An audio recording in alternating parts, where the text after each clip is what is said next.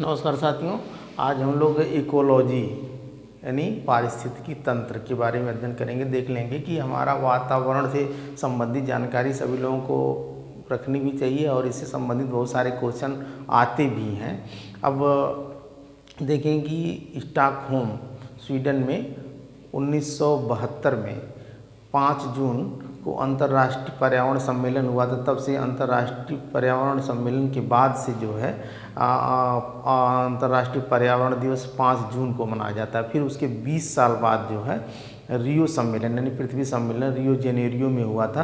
कभी कभी क्वेश्चन पूछता है कि पृथ्वी सम्मेलन कब हुआ था, तो 1992 में हुआ था। और उससे पहले 1987 में मॉन्ट्रियल सम्मेलन हुआ था। मॉन्ट्रियल सम्मेलन इसलिए हुआ था कि जो हमारे वातावरण, ये जो आपके मैंने पढ़ाया था आप लोगों को कि जो वायुमंडल है, वायुमंडल में जो समताप मंडल है, समताप मंडल में ओजोन लेयर पाई जाती है। लगभग 20 किलोमीटर लेयर होती है जो अल्ट्रावायलेट किरणों को सूर्य की हमको रोकती है। तो अगर डायरेक्ट किरणें आती तो बहुत नुकसान होता। तो वो जो लेयर होती है, ओजोन लेयर होती है, वो कार्बन डाइऑक्साइड की मात्रा या तमाम प्रदूषण की मात्रा जैसे CFC उसके लिए बहुत ज़्यादा जिम्मेदार है, क्लोरोफ्लोरोकार्बन गैस।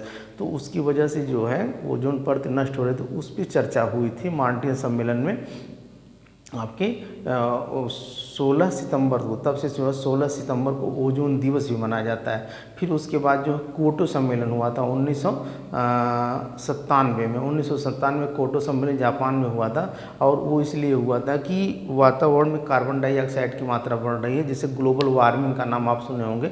ग्लोबल वार्मिंग का मतलब ग्लोबल मीन्स हमारा विश्व, वार्मिंग मीन्स गर्म होना। हमारे विश्व गर्म हो रहा है। गर्म होने का मतलब कि इसमें कार्बन डाइऑक्साइड की मात्रा बढ़ रही है, तमाम जो प्रदूषण बढ़ रहा है, तो इससे विश्व गर्म हो रहा है। तो पूरा हमारा भूमंडल या पूरी दुनिया गर्म हो रही है, तो एक तरीके से अनियमितता होगी। तो ये सारी चीज़ें हैं, यहाँ से भी बहुत सारे क्वेश्चन बनते हैं। हम लोग आज पढ़ेंगे किसके बारे में, जैसे आप देख लें कि पारिस्थितिकी,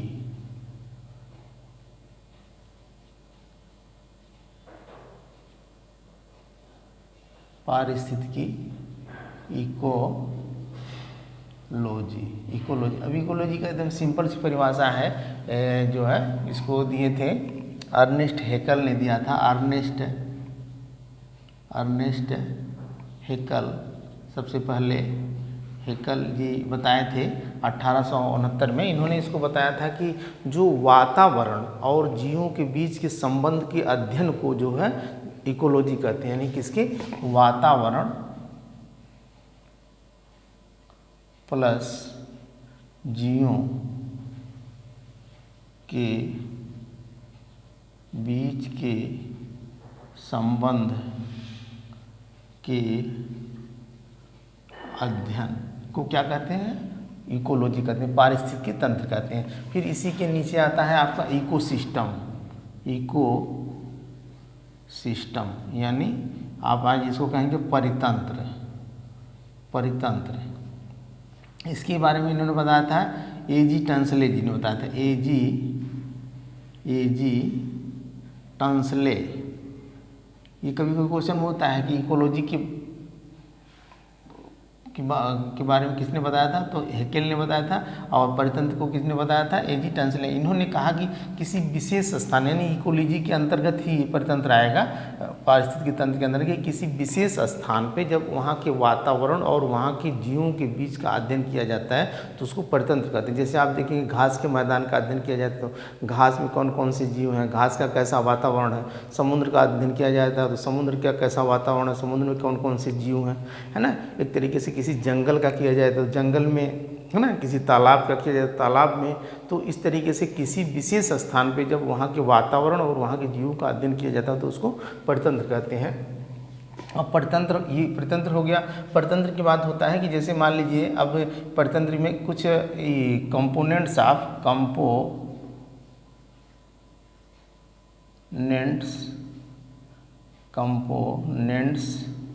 ऑफ इको सिस्टम, यानी कि अब ये हो जाएगा परितंत्र के घटक। देखिए क्वेश्चन कहाँ से बताए, इसको आप याद रख लेंगे। परितंत्र के घटक दो रूपों में, एक होता है एबायोटिक बायोटिक, एक बायोटिक होता है, बायोटिक यानी कि अजैविक और एक जैविक होता है, अजैविक होता है। अब अजैविक में दो भागों में बांट देता है, एक होता है अकार्बनिक, और एक होता है कार्बनिक। और इसको जो है इसमें मुख्य रूप से होता है नंबर 1 उत्पादक जिसको प्रोड्यूसर कहते हैं, प्रोड्यूसर। और दूसरे नंबर का होता है भोक्ता जिसमें इसको कंज्यूमर कहते हैं, कंज्यूमर। और तीसरे नंबर का अपघटनकर्ता,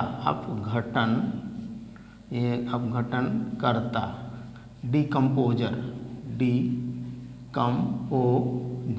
अब उपभोक्ता में 3 हो जाते हैं, प्रथम, द्वितीय, तृतीय, यानी प्राथमिक, द्वितीयक और तृतीयक उपभोक्ता।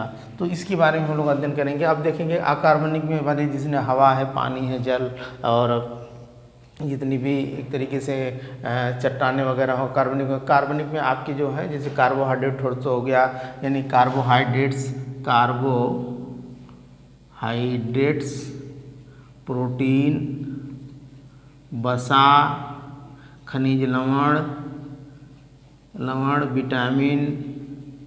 विटामिन इसमें मान लीजिए हवा, जल। अकार्बनिक में खनिज, सब अकार्बनिक हो जाएंगे, है ना। तो इस तरीके से यहाँ अब हम लोग अध्ययन किसका करेंगे, उत्पादक, उपभोक्ता, अपघटनकर्ता का। इकोलॉजी या इकोसिस्टम में मुख्य यही हमारा है। तो उत्पादक किसे कहते हैं? उत्पादक का मतलब क्या, वह जीव जो अपना भोजन स्वयं बनाते हैं। तो कौन अपना भोजन स्वयं बनाता है? सभी लोग जानते हैं, पेड़ पौधे। कि कौन हो जाएंगे? हरे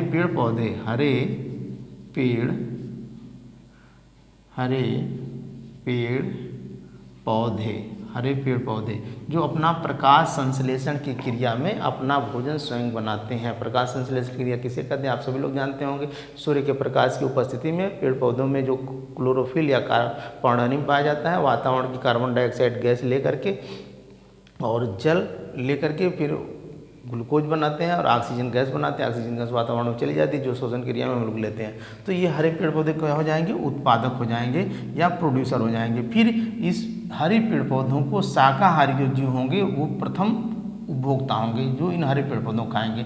और इन्हें जो खाएंगे उन्हें द्वितीयक उपभोक्ता कहेंगे, और इन्हें जो खाएंगे उन्हें तृतीयक उपभोक्ता कहेंगे। फिर इसके बाद या तो द्वितीयक या तृतीयक उपभोक्ता की भी एक दिन डेथ होगी, और उसमें जो उसको खा करके खाद बना देते हैं। मुख्य रूप से बैक्टीरिया और फंगस या जितने भी छोटे छोटे कीड़े मकोड़े होते हैं वो इनको भी खा करके खाद बना देते हैं, और फिर यही खाद जो है पेड़ पौधों का भोजन हो जाता है। तो एक ये सिस्टम चलता है हमारे, नहीं कहते हैं भाई जब तक ये परितंत्र है इन शाकाहारी किसका भोजन है? मांसाहारी को भी कोई खाएगा, फिर उसके बाद अंत में उसको भी कोई नष्ट होना है, नहीं, जो भी पैदा हुआ उसको नष्ट होना, और ये चैन चलता रहता है। इसी चैन को कहा जाता है खाद्य श्रृंखला। क्या कहा जाता है? खाद्य श्रृंखला यानी फूड चेन कहा जाता है। क्यों फूड चेन का मतलब कि किसी भी परितंत्र में यानी एक जो सिस्टमेटिक एक दूसरे को खा रहा है। जैसे मान लीजिए आप घास का मैदान ले रहे हैं, वहाँ के इकोसिस्टम का अध्ययन कर रहे हैं, परितंत्र का अध्ययन कर रहे हैं, तो उसमें जो घासें होंगी वो उत्पादक होंगी, और उनको भी छोटे छोटे कीट की पतंगे खाएंगे। तो प्राथमिक उपभोक्ता उसको, फिर मान लीजिए मेढक खा लिया, तो द्वितीयक उपभोक्ता मेढक को कोई चील या इस तरीके से कोई जानवर खा लिए, चील खा लिए, तो वो जो है द्वितीयक तृतीयक उपभोक्ता। फिर वो भी एक दिन नष्ट किसी कारण, जैसे बिजली मार दिया ऐसे हो, किसी भी कारण चील हवा में उड़े मरेगी, तो फिर मर के नीचे आएगी, तो उसमें कीड़े पड़ जाएंगे, उसको बैक्टीरिया और तमाम तरीके से जीव कीड़े मकोड़े खा करके उसको खाद बना देंगे। तो इस तरीके से जब एक सिस्टमेटिक एक चैन चलता है तो उसको कहते हैं खाद्य श्रृंखला। क्या कहते हैं? खाद्य श्रृंखला। माने कि इस वातावरण में जब एक उत्पादक, उपभोक्ता और अपघटनकर्ता के बीच में जो है एक सीधी रेखा की जो है एक दूसरे का भोजन बनते हैं, तो उसको कहते हैं खाद्य श्रृंखला यानी फूड चेन कहते हैं। और इसी में एक आता खाद्य जाल आता है। जैसे आप समझ रहे फूड वेब इसको कहते हैं, फूड वेब, फूड वेब। अब देखें कि आपकी उसी परितंत्र में, जैसे मान लीजिए घास का मैदान हो गया है, जंगल हो गया है, समुद्र का, तो अब उसमें भी जैसे जो अपना भोजन स्वयं बनाएगा, जो हरी हरी घासें हैं, जो हरे पेड़ पौधों की पत्तियां हैं, उनको जो है मान लीजिए पत्तियों को बकरी खा रही है, गाय भी खा रही है, और छोटे छोटे कीड़े मकोड़े भी खा रहे हैं, छोटे छोटे पक्षियाँ भी खा रही हैं। तो इस तरीके से फिर उनका भोजन, गाय को शेर खा रहा है, और शेर यहाँ मान लीजिए बकरी को जो है आदमी भी नॉनवेज के रूप में उसको खा रहा है। फिर इस तरीके से मतलब कि कई खाद्य श्रृंखलाएँ जब मिल करके उस वातावरण में रहती हैं तो उसको कहते हैं खाद्य जाल, यानी कई श्रृंखलाओं के मेल को कहते हैं खाद्य जाल। तो इस तरीके से ये 2-3 चीज़ें थी, खाद्य श्रृंखला और खाद्य जाल। और एक होता है कि जैसे आप ये भी जानते हैं कि ऊर्जा कभी नष्ट नहीं होती है, ऊर्जा का स्वरूप जो है ट्रांसफ़र होता रहता है। तो ये भी माना गया है कि ऊर्जा का स्वरूप जब एक जीव से दूसरे जीव में जाता है तो 1/10 भाग हो जाता है। जैसे आप देखेंगे कि इस वातावरण, जैसे एक शब्द आता है बायोडाइवर्सिटी, बायोडाइवर्सिटी यानी जैव विविधता, जैव विविधता।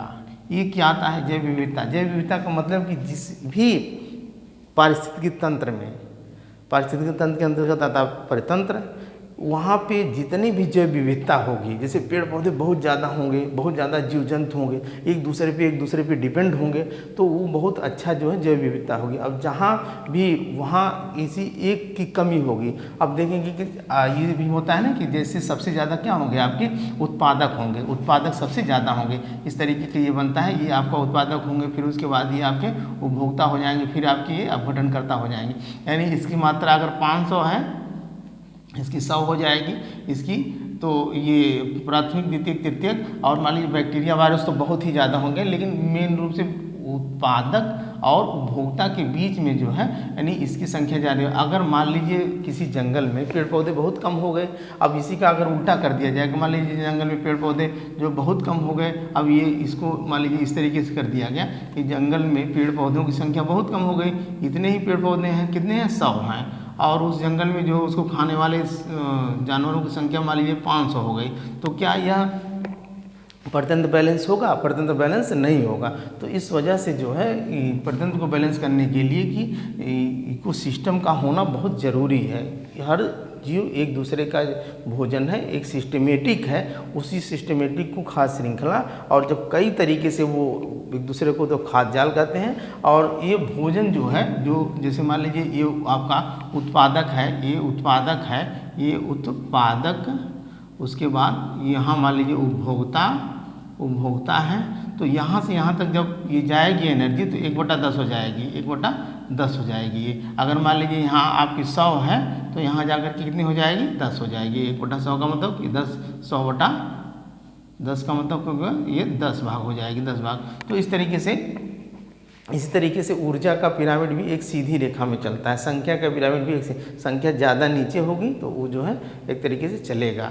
तो ये छोटा सा टॉपिक था, लेकिन अपने आप में बहुत इम्पॉर्टेंट, इसलिए कि ये साइंस का भी टॉपिक आता है, आर्ट का भी टॉपिक आता है, ज्योग्राफी में भी टॉपिक आता है, इकोलॉजी और इकोसिस्टम, उत्पादक, उपभोक्ता, अपघटनकर्ता, और इस तरीके से आज का एक छोटा सा टॉपिक था, लेकिन अपने आप में बहुत इम्पॉर्टेंट। आज के लिए इतना ही, धन्यवाद।